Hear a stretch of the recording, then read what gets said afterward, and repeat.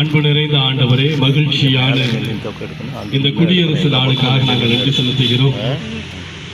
75 ஆண்டுகள் நிறைவு செய்யவும் 76வது ஆண்டுக்குள்ளாக இந்திய குடியுரிமை பெற்ற நாடாக மகிழ்ச்சியோடு பிரவேசிக்கவும் இந்த நாளை நீர் எங்களுக்கு தந்ததற்காய் ஸ்தோத்திரம். உம்முடைய மாபெரும் அதிசயத்தின் அடையாளமாக இந்திய தேசத்தை ஆளும்படி சட்ட வடிவத்தை நீர் எங்களுக்கு முன் கொடுத்தீர். கர்த்தாவே, தூய இம்மானுவேல் ஆலயத்தினுடைய திருமக்களாக எங்கள் தேசத்தின் மீது கொண்டிருக்கின்ற அன்பின் பால், நம்பிக்கையின் பால் நாங்கள் குடியரசு தினத்தை மகிழ்ச்சியோடு அனுசரிக்கிறோம். தேவ ஆவியானவர் எங்களோடு கூட இடைப்பட்டு இந்த வேளையிலே எங்களை ஒருமுகப்படுத்துவீராக. எங்கள் தேசம் சுபீட்சத்தை காண இந்த அருமையான எங்களுடைய பங்களிப்புகளை செலுத்துவதற்கு இந்த நாள் ஒரு தொடக்கமாக இருக்கட்டும். மீட்பர் நாமத்தில் கேட்கின்றோம் பரம தகப்பனே. நாம் தமிழ்தாய் வாழ்த்தோடு நாம் துவங்குவோம். நீராறும் கடலுடுத்த சீராறும் திகழ்பரத துக்கணமும் திசிறந்த திராவிடங்கள் திருநாளும் தக்க சிறு திரை முதலும் தரித்தனும் இலகமுமே அத்திலக வாசனை போல் அனைத்துலகும் இன்பமுறை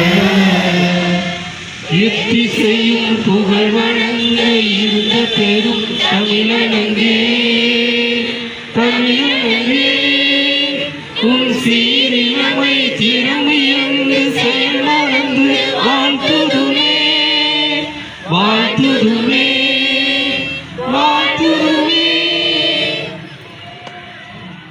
சட்டதிட்டங்களுக்கு உட்பட்ட வாழ்க்கை தான் இந்திய தேசம் நமக்கு தருகின்ற ஒரு நன்மைக்கான பாதை. இது இஸ்ரவேல் ஜனங்கள் வாழ்க்கையிலே, இஸ்ரவேல் ஜனங்கள் வனாந்தரத்திலே பயணப்பட்ட போது சட்டதிட்டங்களுக்கு உட்பட்டு நீங்கள் வாழ்ந்தால் நீங்கள் கானானுக்குள் பிரவேசிப்பீர்கள். சட்டதிட்டங்களை ஆண்டவர் வாழ்க்கையின் மேன்மைக்கென்று, உயர் நிலைகளுக்கென்று அவர் தருகிறார். நம்முடைய வாழ்க்கையில நம்ம எதிர்கொள்ளுகின்ற சட்டதிட்டங்கள், நியாயங்கள், நியாய பிரமாணங்கள் இவைகளெல்லாம் நம்முடைய வாழ்க்கையை உயர்த்துவதற்கு, உன்னத நிலைமைகளுக்கு கொண்டு செல்வதற்கு தான். சட்டங்கள் தண்டிக்கிறதே என்று சொன்னால் நாம் செய்த தவறுக்கான உணர்வை பெற வேண்டும் என்கின்ற விதத்தில் தான் சட்டங்களிலே தண்டனைகளும் ஒரு அம்சமாக இருக்கிறது. தண்டனைகள் இல்லை என்றால் சட்டங்களுக்கான அவசியங்கள் இல்லாமல் போயிருக்கும். எனவே சட்டங்கள் என்பது நம்முடைய வாழ்க்கையை மேன்மைப்படுத்துவதற்காக இறைவன் இஸ்ரவேல் ஜனங்களுக்கு அளித்தது போல நம்முடைய இந்திய தேசத்திலே இந்திய மக்களுடைய நல்வாழ்விற்கென்று அளிக்கப்பட்டிருக்கிறது என்பதை நாம் உணருவோம். இன்றைக்கு நான் அந்த செய்தியை எடுக்க போறதில்லை. சட்டதிட்டங்கள் கொடுப்பதற்கு முன்னதாக ஒரு வாழ்க்கை இருந்ததல்லவா? ஏதேன் தோட்டத்திலே உள்ள ஒரு வாழ்க்கை. சட்டதிட்டங்கள் எனக்கு வேண்டாம், சட்டதிட்டங்கள் என்னை நெருக்குகிறது, யாரும் எனக்கு அட்வைஸ் பண்ணக்கூடாது, யாரும் எனக்கு இந்த நியாயங்களை சொல்லக்கூடாது, யாரும் என்னை கண்டிக்க கூடாது அப்படின்னு நீங்க நினைச்சீங்கன்னா உங்க வாழ்க்கை வாழ்வதற்கு ஒரு சூழ்நிலை இருக்கு. சரிங்களா? அதுக்கும் ஒரு சந்தர்ப்பம் இருக்குது. அப்போ இந்திய தேசத்துல 1950 சட்டம் வந்துச்சு. அதுக்கு முன்னாடி சட்டத்திட்டமே இல்லையே, அப்படி வாழ்க்கைக்கு கூட்டு போறீங்களா அப்படின்னா அன்றைக்கு சட்டங்கள் இருக்கதான் செஞ்சிச்சு. அந்த சட்டங்கள் எல்லாமே சமயத்தின் பெயர்ல, சில இயக்கங்களின் பெயர்ல அந்த சட்டங்கள் இருந்து கொண்டேதான் இருந்துச்சு.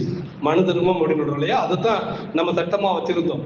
அதுக்கு ஒரு பெரிய உதாரணம் என்னன்னா, ஒரு கண்ணுக்குட்டிய ஒரு இளவரசர் போகும்போது என்ன பண்ணிட்டார் தெரியாம வண்டி ஏற்றி விட்டார். வண்டி ஏற்றி விட்டவுடனே பசு நேரா போய் அந்த மணியை எடுத்து அடிச்சிருக்குது. உடனே அரசன் இறங்கி வருகின்றான், கண்ணீரை பார்க்கின்றான்.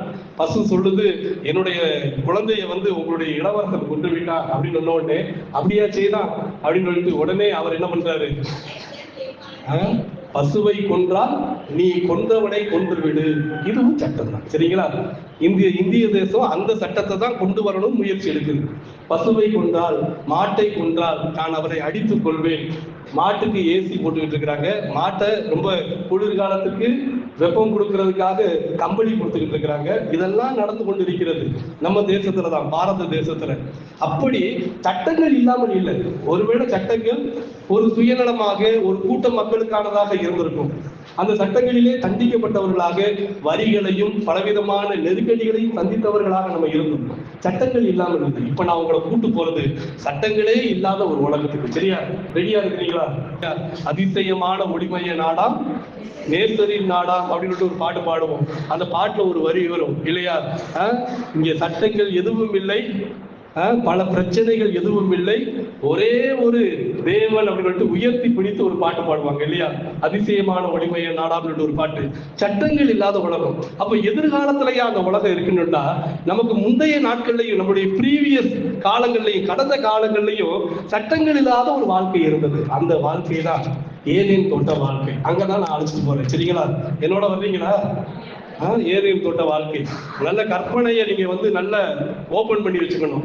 சரிங்களா? இப்ப நான் உங்களுக்கு இதை ஒரு கதை வடிவத்துல தான் சொல்ல போறேன். அந்த நிகழ்வை எல்லாருக்கும் தெரிந்த நிகழ்வு தான். நம்ம திரும்ப ரீரீட் பண்ண போறோம், அதை மறுபடியும் படிக்க போறோம். அதுல இருக்கிற அழகான அம்சங்கள் எல்லாத்தையுமே நம்ம தெரிந்து வைத்துக் கொள்ள போறோம். ஒரே ஒரு வசனத்தை மட்டும் ஆதாரத்துக்காக படிச்சுக்கலாம். ஆதியாகமம் 2:7. இல்லைன்னா வசனத்தையே ஐயர் சொல்லல அப்படின்னு சொல்லிடுவாங்க. ஒரு வசனத்தை கூட சொல்லலைங்க அப்படின்னு. தேவனாகிய கர்த்தர் மனுஷனை பூமியின் மண்ணினாலே உருவாக்கி ஜீவ சுவாசத்தை அவன் நாசியிலே ஊதினார், மனுஷன் ஜீவாத்மாவானான். சரிங்களா? இந்த ஒரு வசனத்தை தான் நம்ம அடிப்படையா வச்சுக்கிட போறோம். நம்ம எல்லாருக்கும் தெரியும், படைப்பின் வரலாறு 2 விதத்துல திருமறையில சொல்லப்பட்டிருக்குது. முதல் வரலாறு முதல் அதிகாரத்துல தொடங்கி வருது. அந்த அதிகாரத்துல நிறைவாக மனிதன் படைக்கப்படுகின்றான். எல்லா படைப்புகளையும் ஆண்டவர் படைச்சு கடைசியில மனிதனை படைக்கிறாரு. இரண்டாவது வரலாறு எப்படி துவங்கும் அப்படின்னா, தேவனாகிய கர்த்தர் வானத்தையும் பூமியையும் படைத்த நாள்ல எப்படியெல்லாம் அந்த உலகத்தை சிருஷ்டித்தார் பாருங்க அப்படின்னு 2வது அதிகாரம் 4வது வசனத்துல துவங்கும் போது 7வது வசனம் சொல்லுது, ஆண்டவர் முதலாவதாக மனிதனை படைத்தார். மனிதனை படைச்சதுக்கு அப்புறம் தோட்டத்தை உண்டாக்கினார், நல்ல மரங்கள் எல்லாவற்றையும் ஏற்படுத்தி இந்த மனிதனோடு உறவாட செய்தார். அப்ப முதலாவது ஆண்டவர் இந்த உலகத்திலே மனிதனை முதன்மையான படைப்பாக பார்த்தார். மனிதனை ஆண்டவர் இந்த உலகத்துல முதலாவது படைப்பா பார்த்தார். இந்த முதல் பிள்ளையா இருக்கிறவங்களுக்கு ஒரு பெரிய சிக்கல் இருக்கு, பார்த்துக்கோங்க.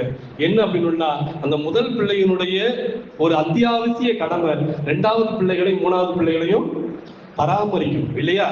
அது கடமையா இல்லையா? அது அவசியம். இதை எதிர்பார்ப்பாங்க அந்த உலகம். முதல் பிள்ளையா நான் ஏன் தான் பிறந்தேனோ அப்படின்னு நிறைய முதல் பிள்ளையா பிறந்தவங்க வருத்தப்படுவாங்க. எல்லாவற்றிலும் நான் இவர்களுக்காக இறங்கி போக வேண்டி இருக்குது, அடுத்தவங்களுக்காக நான் இறங்கி போக வேண்டி இருக்குது, என்னுடைய இன்பம் எல்லாவற்றையும் நான் மறக்க வேண்டி இருக்குது அப்படின்னு நொந்து கொள்வார்கள். முதலாவது ஆண்டவர் படைத்தார். அதைத்தான் நான் முதலாவதாக சொல்றேன். ஆதாமை எப்படி உருவாக்கினார்னா, மண்ணிலிருந்து உருவாக்கினார். Adam from அதாமா. அதாமா அப்படிங்கிறது தான் மண், பூமி அப்படின்னு அர்த்தம். அந்த அதாமா அப்படிங்கிற ஒரு வார்த்தையில இருந்துதான் ஆதாம் அப்படின்னு வருது. ஆதாம் என்றால் மண்ணில் இருந்து உருவாக்கப்பட்டவன், மண்ணில் இருந்து படைக்கப்பட்டவன், மண்ணின் கலை வேலைகளிலால் அவன் இந்த உலகத்திலே சிருஷ்டிக்கப்பட்டான். ஆண்டவர் சொல்றாரு, மண்ணில் இருந்து நான் உருவாக்கினேன். ஹியூமன்ஸ் அப்படின்னு நம்ம சொல்றோம் இல்லையா? மனிதன் மண்ணிலிருந்து உருவான ஹியூமன் அப்படின்னு சொல்றோம். ஹியூமன் என்னது? மனிதனுக்கும் ஹியூமனுக்கு என்ன வித்தியாசம்? ஹீமன் நினைச்சிடாதீங்க, சரிங்களா? இப்படி கையை வச்சு பறந்து போவாரு, அவர் ஹீமன். சரியா? நான் கேட்கறது ஹியூமன். ஹியூமன்னா என்னது? மனித இனம் இல்லையா? அது இந்த மனிதன் அப்படிங்கிறதுக்கும் மனித இனம், அந்த ஹியூமன் அப்படிங்கிறதுக்கு நிறைய பண்புகள் இருக்கு. அதை ஆண்டவர் எப்படி படைத்தார் அப்படின்னு சொல்றாங்கன்னா, உணவினால் படைத்தார். ஆடம் ஃப்ரம் அதாமா, human from humus, HUMMUS. Humus அப்படின்னா உணவுன்னு அர்த்தம். ஆண்டவர் தன்னை இந்த உலகத்துல ஒரு உணவாக தருகிறார். இது என் உடல் உனக்கான போஜனம் அப்படின்னு சொல்றாரு. இது என் ரத்தம் உனக்கான பானம் அப்படின்னு சொல்றாரா இல்லையா? தன்னை போஜனமாக கொடுத்து ஆண்டவர் மனு குலத்தையே தனக்கு சொந்தமாக்கி கொண்டார். சரிங்களா? அதாமா அப்படிங்கிறது மண்ணிலிருந்து உருவாக்கப்பட்டது. ஹியூமன் அப்படிங்கிறது ஆண்டவர் தன்னையே உணவாக கொடுத்து தனக்கு சொந்தமாக்கி கொண்டார். சரிங்களா? இந்த ரெண்டையும் நம்ம புரிஞ்சுக்கணும். மண்ணிலிருந்து உருவாக்கப்பட்டார்கள். மண்ணிலிருந்து ஆண்டவர் உருவாக்கும் போது இந்த மனிதனுக்கு மண்ணிலே சில தானியங்களை, சில உணவு வகைகளை ஏற்படுத்தினார். நிலத்திலே ஒரு மனிதன் நிலத்தை சார்ந்து இருக்கிறவனாக பூமியிலே படைக்கப்பட்டார். இந்த பூமியில எதற்கு மனிதனை படைத்தார்னா, இந்த மனிதனும் இந்த பூமியும் இணைந்து இருக்க வேண்டும். அந்த தோட்டத்துல ஆண்டவர் விவிதமாக படைக்கிறார். மனிதன் இறந்து போனதுக்கு அப்புறம் பைபிள் சொல்லுது, என்ன சொல்லுது? மண்ணிலிருந்து எடுக்கப்பட்டவன் மண்ணுக்கே திரும்புகிறான். மனிதனை இந்த உலகம், இந்த பூமியானது வாழும் போது உணவளித்து அவனை வாழ்விக்கிறது. அவன் இறந்து போனதுக்கு அப்புறம் இந்த பூமி என்ன பண்ணுது? அவனை உணவாக்கி கொள்கிறது. இந்த இன்டர் டிபெண்டன்சி, ஒன்றை ஒன்று சார்ந்து இருப்பதாகவே இந்த உலகத்தை ஆண்டவர் உருவாக்கினார். அந்த நேரத்துல தோட்டத்துல 4 நதிகள் இருந்தது. சரிங்களா? 4 நதிகள் பெயர் என்ன அப்படின்னு சொல்லிட்டு சில நேரங்கள்ல அடுத்த வாரத்துல நம்ம ஆண்டு விழா கொண்டாடுறோம் இல்லையா, கேள்வி கேட்டாலும் கேட்டிருக்கேன். சரிங்களா? ஆண்டு விழாவில் சில கேம்ஸ், பைபிள் ரிலேட்டட் கேம்ஸ் எல்லாம் வைக்கணும் அப்படின்னு யோசிச்சிருக்கிறேன். 4 நதிகள் பெயர் என்ன அப்படின்னு நீங்க சொன்னீங்கன்னா உங்களுக்கு ஒரு பரிசு கிடைக்கும். சரிங்களா? பைபிள்ல இருக்கிற இப்ப பதில் கிடையாது. சரிங்களா? இவ்வளவு தூரத்துக்கு கொஸ்டின் அவுட் பண்ணதுக்கு அப்புறம் அடுத்த வாரம் கேட்கிற அளவுக்கு நான் கிடையாது. சரியா? இது மாதிரி எளிமையான கேள்விகள்லாம் இருக்கும். அடுத்த வாரத்துல நீங்க அந்த கேள்விகளுக்கு பதில் சொன்னா பரிசுகள் உண்டு. நம்ம ஆண்டு விழா முடிச்சதுக்கு அப்புறம் அந்த லஞ்ச் போறதுக்கு அந்த இடைவெளியில சில கேம்ஸ் எல்லாமே ஒழுங்கு பண்ணியிருக்கோம். இங்க பாருங்க, 4 ஆறுகளை ஆண்டவர் ஏற்படுத்துகிறார். அந்த 4 ஆறுகளும் மனிதனுக்கு நீரை தந்தது. அவர் நிறைய மிருக ஜீவன்களை உருவாக்கினார், கம்பேனியன்ஸ். நீ தனியா இருக்க கூடாது அப்படின்னு சொல்லிட்டு ஆண்டவர் என்ன பண்ணார்? நிறைய மிருக ஜீவன்களை உருவாக்கினார். எல்லாத்துக்குள்ளேயும் ஒரு அழகான ஒரு உறவை ஏற்படுத்துகிறார். மனிதன், விலங்கு, மரங்கள், இவை எல்லாவற்றையும் இணைத்து மனிதனுக்கு பொறுப்பையும் வழங்குகிறார். இது எல்லாத்தையும் நீ பராமரித்துக் கொள், இது எல்லாத்தையும் நீ பாதுகாத்துக் கொள். நான் எப்படி இதை வேலை பார்த்தேனோ அந்த இடத்துலதான் ஆண்டவர் லேபரை கொடுக்கிறாரு. நிறைய நேரத்துல லேபர் அப்படிங்கிறது, வேலை அப்படிங்கிறது பாவத்தின் விளைவாக நாம் பார்க்கிறோம். பாவம் செய்யறது, நம்ம பாவம் செய்யறதுனாலதான் வேலை பார்க்கிறோம்னு நினைக்கிறோம். வேலை என்பது பாவம் செய்ததுனால கொடுக்கப்படுகிற தண்டனை கிடையாது. According to the Bible, according to the creation story, வேலை என்பது ஒரு மனுஷனுக்கு இறைவன் வழங்குகிற ஒரு பொறுப்பு.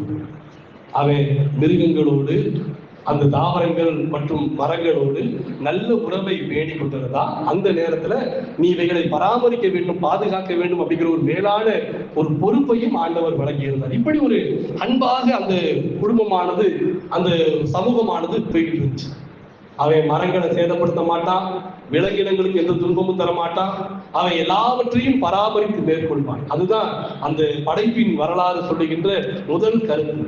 எல்லாவற்றையும் நல்லதென காண்கின்ற இறைவனை போல எல்லாவற்றையும் நல்லதென பாராட்டி மகிழ்கின்ற ஒரு வாழ்க்கை, பூமியோடு நெருக்கமாய் பிணைக்கப்பட்டிருக்கின்ற ஒரு வாழ்க்கை. நீங்க கேட்கலாம், அப்புறம் ஏன் 6வது அதிகாரத்துல ஒரு ஃப்ளட் வந்துச்சு, ஒரு பெரிய வெள்ளம் ஏற்பட்டது, அதுக்கப்புறம் பின்னாட்கள்ல எகிப்தில் ஒரு பெரிய பஞ்சம் ஏற்படுகின்றது, தேசத்துல பெரிய பஞ்சம் ஏற்படுகிறது, எகிப்துல போய் எல்லாரும் தானியங்களை வாங்குறாங்க. ஏன் நல்லா தானே இருந்தாங்க, ஏன் வெள்ளம் வந்தது, ஏன் நல்லா தானே இருந்தாங்க, உதவி செய்ய வேண்டிய பயிர்கள் ஏன் முளைக்க மாட்டேன் அப்படின்னு நமக்கு அது ஒரு எதிர்ப்பை தெரிவிக்கிறது அப்படின்னு பாத்தீங்கன்னா, இந்த இடத்துலதான் மனிதன் பூமியோடு இருக்கின்ற உறவிலிருந்து விடுபட்ட போது பூமி இவனோடு இணங்கி வாழ மறுக்கிறது. மனிதன் உலக இயற்கையோடு இணங்கி வாழ மறுக்கின்ற போது இந்த உலகம் சில நேரங்களில் சேதங்களை சந்திக்கிறது. அதுதான் வெள்ள நிலை. ஆனாலும் பாருங்க, அந்த நோவா காலத்துல வெள்ளம் முடிந்ததுக்கு அப்புறம் இந்த பூமியில வாழணும்னு சொல்லிட்டு அவன் தேடும் போது இந்த பூமியில எப்பொழுது மரங்கள் தன் கண்ணில் பட்டுச்சோ அப்பதான் அவனுக்கு நம்பிக்கையே வந்துச்சு. சரிங்களா? இதெல்லாம் இல்லாம நான் வாழ்ந்துருவேன்னு அவர் சொல்லவே இல்லை. இதெல்லாம் இல்லாம வெறும் பூமி மட்டும் போதும், இந்த உலகம் அப்படிதான் போய்கிட்டு இருக்குது இல்லையா? காற்று, மரம், தண்ணீர், இவைகளை குறித்த எந்த கருத்தனையும் கிடையாது. நான் வாழ்ந்தா போதும்னு நினைக்கிறீங்க. நோவா அந்த வெள்ள நிகழ்வுல அழகான உதாரணம் சொல்றாரு. எப்பொழுது அவர் கண்களிலே அந்த மரத்தை பார்த்தாரோ அப்பதான் அவர் நம்புறாரு, இந்த பூமி இன்னும் ஃபெர்டைலா இருக்குது, செழிப்புள்ளதா இருக்குது, இன்னும் வளம் மிகுந்ததா இருக்குது, அது தேவை என்பதை உணர்ந்தார். வெள்ள காலத்துல சர்வைவரா நோவாவையும், எகிப்துல பஞ்சம் வந்த போது சர்வைவரா ஆண்டவர் யோசேப்பையும் ஏற்படுத்தினார். அன்புக்குரியவர்களே, இந்த பூமி எப்பொழுதும் மனிதனுக்காக இருக்க விரும்புகிறது. மனிதன் தான் இந்த பூமியை சில நேரங்களில் நிராகரிக்கிறான். நிராகரிக்கும் போது பூமியும் மனிதனை நிராகரிக்கிறது. இங்க ஏதாவது சட்டம் ஏதாச்சும் இருந்துச்சா? ஒரு சட்டமும் கிடையாது. படைக்கும் போது இயல்பாக இந்த பூமியோடு உறவாடி வாழ மனிதன் படைக்கப்பட்டான். இரண்டாவது இந்த பகுதியில நீங்க பாத்தீங்க அப்படின்னா, நீங்க வாச அழகான வசனத்துல ஜீவ சுவாசத்தை அவன் நாசியிலே ஊதினார், மனுஷன் ஜீவாத்மாவானான் அப்படின்னு சொல்லிட்டு நெப்பேஷ் ஹையா அப்படிங்கிற ஒரு எபிரேய வார்த்தை இதுன்னு சொல்லுவாங்க. நெப்பேஷ் ஹையா அப்படின்னா என்னன்னா, ஆண்டவர் ஜீவ சுவாசத்தை தந்தார், மனிதன் ஜீவ ஆத்மா வானான் இல்லையா. இந்த ஜீவ ஆத்மா அப்படிங்கிறதுக்குரிய பேர் தான் நெப்பேஷ் ஹையா. மனிதனுக்கு ஆண்டவர் வாழ்வளித்தார். இந்த மனிதனை எப்படி ஆண்டவர் இந்த ஜீவ சுவாசத்தை கொடுத்தோடனே மனிதன் எப்படி வாழ்ந்தான் கொஞ்சம் கற்பனை பண்ணி பார்க்க போறோம், சரிங்களா? எப்படி வாழ்ந்தான் அப்படிங்கிறத நீங்க பைபிள்ல பாத்தீங்கன்னா, நீங்க 3வது அதிகாரத்துல கூட அதை குறித்த ஒரு சின்ன செய்தி இருக்கும். 6வது வாக்கியத்தினுடைய ஆரம்ப பகுதியை பாருங்களேன்.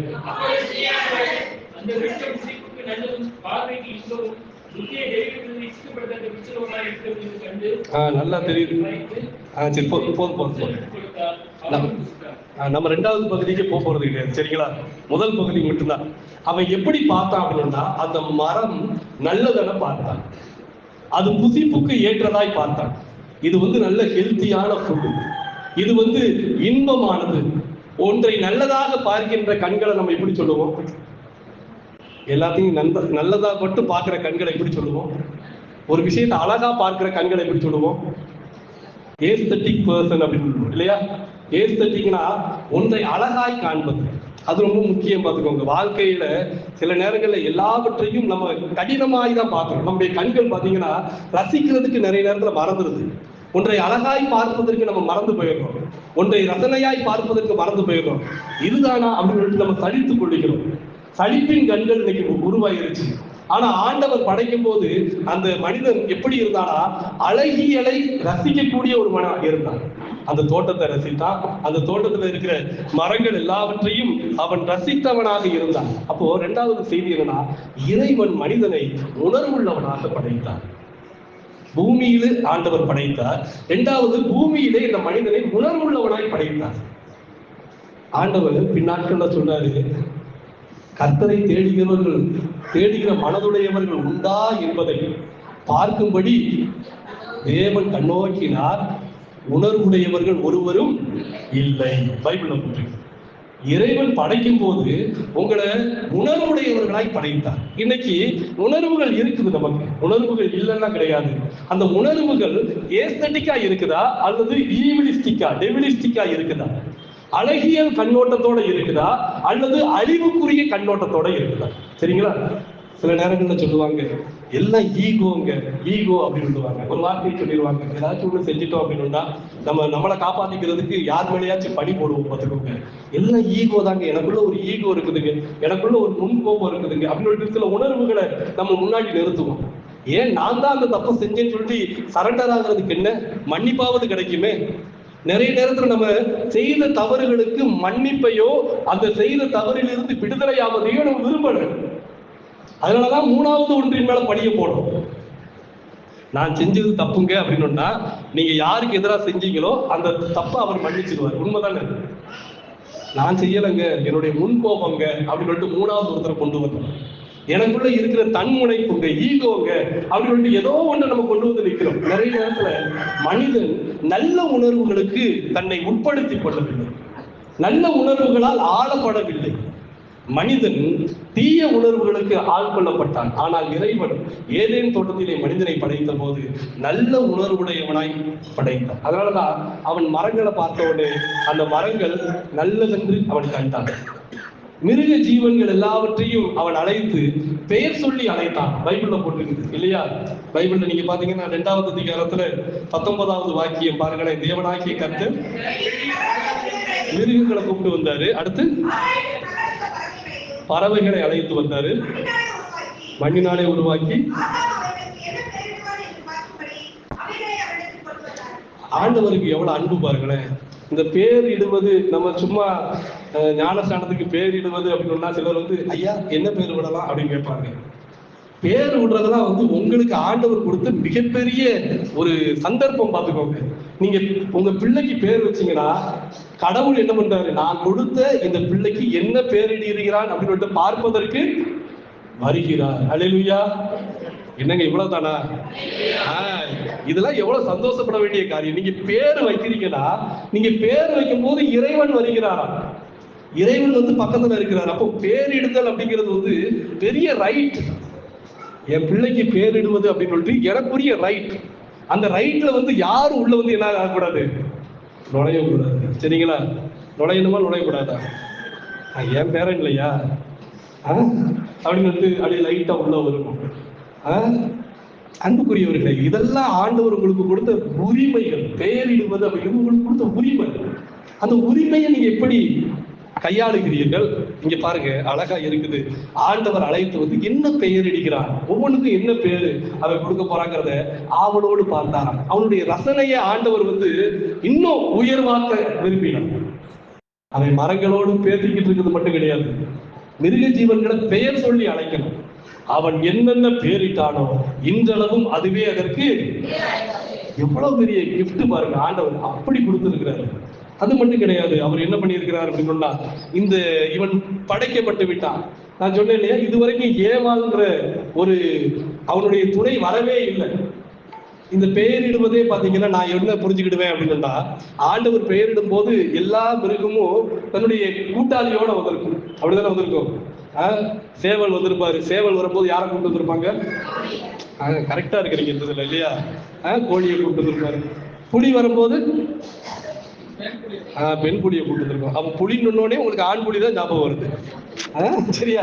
ஏன் புலி வரும்போது ஆண் புலியை கூப்பிட்டு வந்திருக்குன்னு சொல்ல முடியல?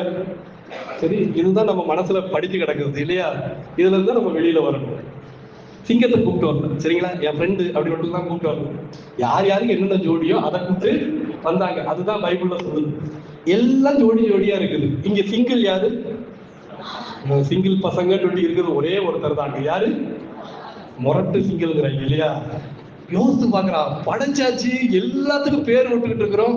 கடைசியில பார்த்தா நம்ம ஒருத்தர் தான் என்னவா இருக்கிறோம்? முரட்டு சிங்கிளா இருக்கிறோம். அப்படியே மயக்கம். ஆண்டவர் பார்த்தாரு, இவன் மட்டும் இப்படியா தனியா இருக்கான், எல்லாமே ஜோடி ஜோடியா படைச்சேன், எல்லாத்தையும் நான் கரெக்டா படிச்சேன், இவன் ஒருத்த மட்டும் இப்படி தனியா இருக்கிறான். அப்பதான் ஆண்டவருக்கு இவனுக்கு ஜோடி தேவை அப்படிங்கிறத உணர்ந்தார். மனுஷனுக்கு அப்பதான் உணர்வு வருது.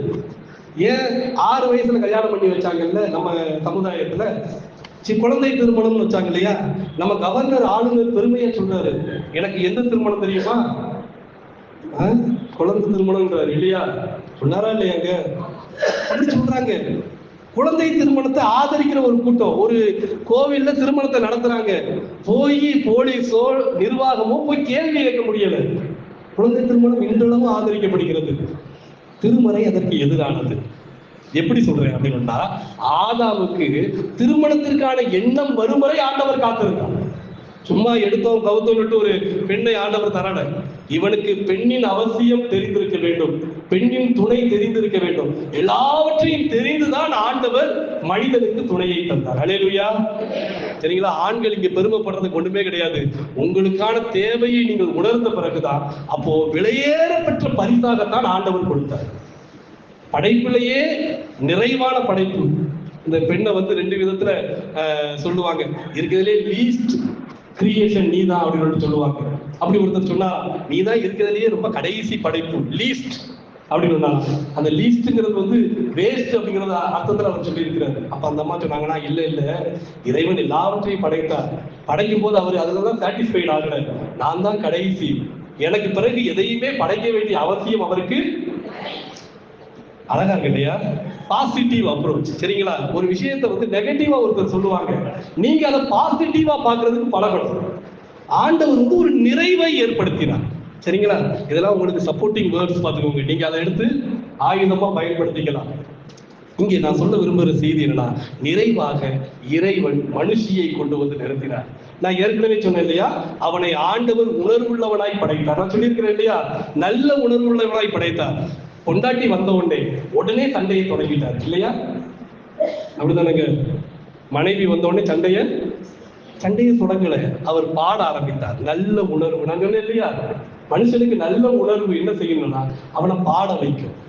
இன்னைக்கு உங்க வீட்டுக்காரர் பாடுறாருன்னா அவர் நல்ல உணர்வோடு இருக்கிறார்னு அர்த்தம். இன்னைக்கு வீட்டுக்காரர் சண்டை போடுறாருன்னா அவர் ஒரு பேட் மூட்ல இருக்கிறார்னு அர்த்தம். சிம்பிள் தியரி, அவ்வளவுதான். பார்த்துக்கோங்க. கார்டன், இந்த ஈடன் கார்டன் நமக்கு கத்துக் கொடுத்துருச்சு. நல்ல உணர்வு இருக்கிறவர்கள் பாடுவார்கள். அல்லேலூயா. சே, இவ்வளவு அழகான ஒரே ஒரு ஸ்டோரி, ஒரு நிகழ்வு நமக்கு எல்லாத்தையும் கத்துக் கொடுத்துருது. சரிங்களா? அவன் பாட தொடங்கிறான். நான் சொன்னேன் இல்லையா, உணர்வுடைய எக்ஸ்டாட்டிக் மூமெண்ட். உணர்வுடைய நிறைவு நிலை, எக்ஸ்டசி அப்படின்னா பரவசம் அப்படின்னு பேரு. பரவச நிலை. ஆங்கிலி சிரிக்கிறான் பிரான்சிஸ். ஒரு 3 வருஷம் இருக்கு யாரு 2 வருஷம் தருவாங்க. அப்போ பாடுவது அப்படிங்கிறது ஒரு எக்ஸ்டசி. இவன் அதையும் செய்தான். நல்ல உணர்வுள்ளவனாய் ஆண்டவர் படைத்தார். அப்போ சண்டை அங்க கிடையாது, சச்சரவுகள் கிடையாது. அப்படி ஆண்டவர் நல்ல உணர்வோடு கூட மனிதனை படைத்தார். நீங்கள் நல்ல உணர்வோடு இருந்து விட்டால் உங்களுக்கு சட்ட திட்டங்கள் தேவையில்லை. 2வது செய்தி அதுதான். சரிங்களா? நீங்கள் இந்த பூமியோடு இணைந்திருந்தால் உங்களுக்கு சட்டத்திட்டங்கள் தேவையில்லை. முதல் செய்தி. 2வது செய்தி, நீங்கள் நல்ல உணர்விலே தொடர்ந்து இருந்தால் உங்களுக்கு சட்டத்திட்டங்கள் தேவையில்லை. யாரெல்லாம் சட்டத்திட்டங்கள்லாம் வேண்டாம் நினைக்கிறீங்களோ நீங்கள் நல்ல உணர்வுடையவர்களாய் இருங்கள். பார்ப்பதை அழகாய் காணுங்கள். அவட்சணமானதை நீங்கள் காணாதீர்கள். அழிவுக்குரியவர்களை நீங்கள் நோக்காதீர்கள். அன்புக்குரியவர்களே, இவ்வளவு சீரியஸா பேசக்கூடாது இந்த பிரசங்கத்துக்கு. சரியா? இந்த பிரசங்கத்துக்கு கொஞ்சம் அடக்கிதான் பேசணும். அன்புடையவர்களாக இருக்கு. 2வது செய்தி அது. நீங்கள் நல்ல உணர்வுடையவர்களாக இருக்கு. 3வது இந்த பகுதியில நிறைவா நான் சொல்லி முடிச்சிடுறேன். நல்ல ஒரு ஆண்டவர் பாத்தீங்கன்னா நல்ல குவாலிட்டிஸோட படைச்சிருக்கிறாரு. நல்ல குவாலிட்டிஸோட தான் மனிதனை படைச்சாரு. நிறைவாக இதுதான் அந்த இடத்துல நமக்கு ஏற்படுத்துகிற சிக்கல். நன்மை தீமை அறியத்தக்க மரம் இருக்குது, இந்த பக்கம் ஜீவ விருட்சத்தின் மரம் இருக்குது. 2 இருக்குது. சரிங்களா? அப்போ இங்க ஆண்டவர் சட்டத்தை கொண்டு வந்துட்டார் இல்லையா அப்படின்னு நம்ம நினைப்போம். நன்மை தீமை அறியத்தக்க மரம், இன்னொன்னு ஜீவ விருட்சத்தின் மரம். இந்த 2 மரத்தையும் ஆண்டவர் இந்த மனிதன் முன்பாக வைத்தது மனிதனுக்கான சுதந்திரத்தை பரிசோதிக்க.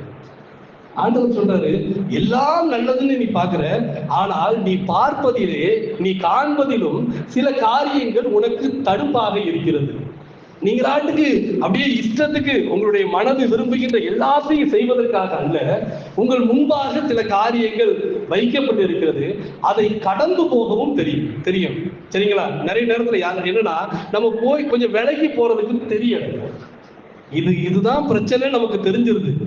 இது நம்முடைய வாழ்க்கையை பாழாக்கும் தெரியுது. தெரிஞ்சதுக்கு அப்புறம் நேரா போய் அதுல மோதிரம். நன்மை தீமை அறியத்தக்க மரம் இருக்குது, அது பிரச்சனை அப்படிங்கிறது ஏற்கனவே அதை குறித்த அறிவு ஞானம் எல்லாம் இருக்குது. ஆனா நேரா போய் அதுலதான் என்ன பண்றோம்? இடிக்கணும். இதுதான் ஹியூமன் நேச்சர். ஆண்டவர் சொல்லிட்டாரு, நீங்கள் உங்களுக்கு ஏற்கனவே தெரியும் வாழ்க்கைக்கான வழி என்ன, வாழ்க்கைக்கான வசந்த வாசல்களின் கதவுகள் எங்கே இருக்கிறது, எல்லாவற்றையும் ஆண்டவர் காண்பித்து விட்டார். அதற்கு பிறகு எதுக்கு படுகொலியை நோக்கி நீங்கள் சிந்திக்கிறீர்கள்? அதான் செய்யும். நன்மை தீமை அறியத்தக்க மரம் எல்லாம் நல்லா இருக்குது. ஆனா மனுஷன் போய் பாத்தீங்கன்னா அதில் தான் போய் விழுறான், அதைத்தான் போய் நெருங்குறான். ஆண்டவர் இந்த உலகத்துல இந்த உலக வீழ்ச்சிக்கு காரணமா எதை பார்க்கிறான்னா, இந்த இயற்கையோடும் முரண்படாது. ஒரு விஷயம் இப்படி இருக்கணும் அப்படின்னா அதை போய் மழை இருக்குது அப்படின்னா அதை போய் உடைக்காது. இந்த பூமிக்கு அடியில சில கனிமங்கள் இருக்குது, உன் வாழ்க்கைக்கு தேவைதான். ஆனா இந்த பூமியினுடைய நிலையை அது இம்பேலன்ஸ் பண்ணுனா நீ அதை போய் தோண்டாத. புரியுதுங்களா? நான் சொல்ல விரும்புற செய்தி, இயற்கையோடு முரண்படாதே. நன்மை தீமை அறியத்தக்க மரம் இருக்கிறது, அந்த மரத்தின் கனியை புசித்தால் நீ சாவாய் அப்படிங்கிற ஒரு செய்தி இருக்குது. அப்படி என்றால் அந்த இயற்கைக்கு முரண்பட்டு போகாது. எத்தனையோ மரங்கள் விஷ செடிகள் இருக்குது, எத்தனையோ மரங்கள் நம்முடைய மனதை அப்படியே வேற ஒரு மயக்க நிலைக்கு கொண்டு செல்லக்கூடிய செடிகள் இருக்குது. அதை நீ போய் பயன்படுத்தாத. விஷ செடிகள் இருக்குதா இல்லையா? இருக்குது. அதை நம்ம பயன்படுத்த முடியுமா? இதை தொடாத, இது விஷம் அப்படின்னா அதுக்கு பிறகும் அதுல போய் மோதிரம். பார்த்தீங்களா? இதுதான் பிரச்சனை. அப்போ 3வது நமக்கான வீழ்ச்சி நம் அருகில் தான் இருக்கின்றது. நாம் நம்முடைய இயற்கைக்கு மாறான வழியில் செல்லும் போது அந்த வீழ்ச்சியை நிச்சயம் சந்திக்கும். இதுதான் 3வது அந்த பகுதியில ஆண்டவர் அந்த தோட்டத்திலே வச்சு முடிச்சிட்டாரு. இயற்கைக்கு விரோதமா போகாது. இன்றைக்கு இந்தியாவும் சரி உலகமும் சரி இயற்கைகளை அழிப்பதில் ஆர்வம் கொள்கிறது. இப்ப புதிதா பொறுப்பேற்று இருக்கிறார் இல்லையா அமெரிக்க அதிபர் ட்ரம்ப், அவர் சொல்லுகின்ற ஒரு செய்தி, நான் ஈக்காலஜி இயற்கை சார்ந்த எந்தவித நடவடிக்கைக்கும் நான் ஒருபோதும் என் நாட்டை அந்த அமைப்புகளிலே சேர்த்துக் கொள்ள மாட்டேன். ஈக்காலஜி பத்தி பேசுனீங்கன்னா எனக்கு அதை பத்தி எல்லாம் கவலை கிடையாது. நான் என்னுடைய விருப்பத்தை மாத்திரம் செய்வேன். ஈக்காலஜி சம்பந்தமா எந்த ஒரு நிறுவனத்திற்கும் நான் என்னுடைய உதவிகளை செய்ய போவதில்லை. பணத்தை கொடுக்கறத நிப்பாட்டிட்டாராம். இப்ப ஏற்கனவே வந்துச்சு இல்லையா, மைக்ரன்ஸ் எல்லாத்தையுமே நிப்பாட்டிட்டார் அப்படின்னு அதுபோல இந்த போல இயற்கைக்கு விரோதமா காரியங்கள் நடக்கும்போது அதை தடுக்கின்ற அமைப்புகளுக்கு நான் இனி பணம் கொடுக்க போவதில்லை அப்படின்றாரு. அப்ப என்ன அர்த்தம்? இந்த உலகம் இயற்கையை அழிப்பதில் தீவிரம் காட்டுகிறது. இயற்கையை அழித்தால் மனித குலமே இல்லாமல் போய்விடும்.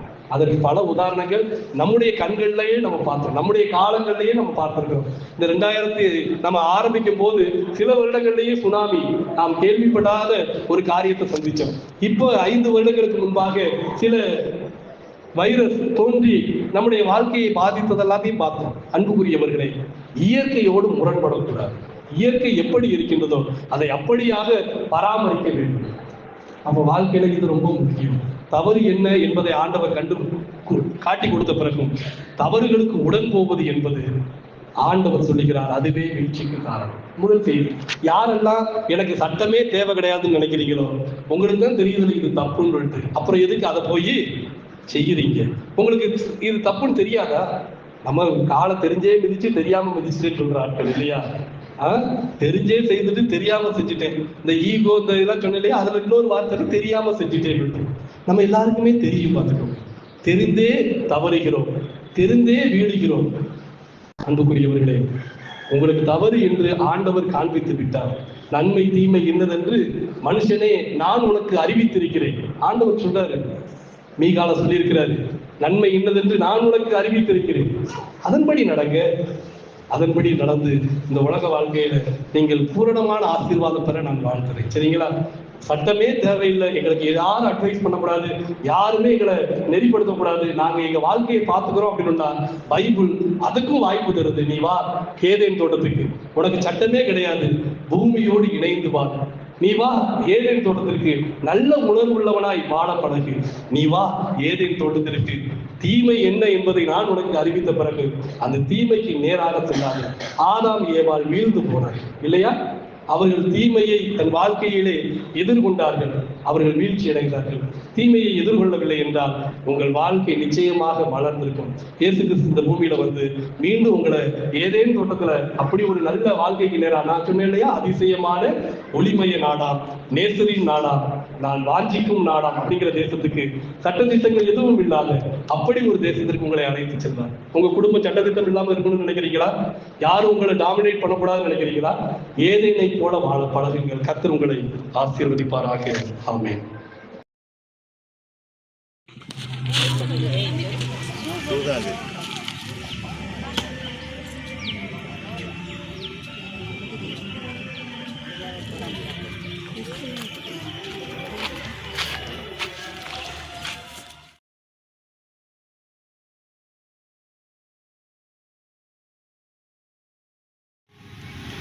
இமயமும் குமரியும் எல்லை கடலுடை எந்தாய் நாட்டினை காத்தார். நெஞ்சார் அன்பின் தியாக சேவையே நெறியாம் சிலுவையின் வீரம். தங்கிட தேச தலைவர் மேலாசி சாந்தியின் வாழ்வருள் நாதா. சமாதான இயேசுவின் வீடே, சகலக்கும் சாந்தியம் நாடே. சாந்தி இதற்கில்லை ஈடே. இமயமும் குமரியும்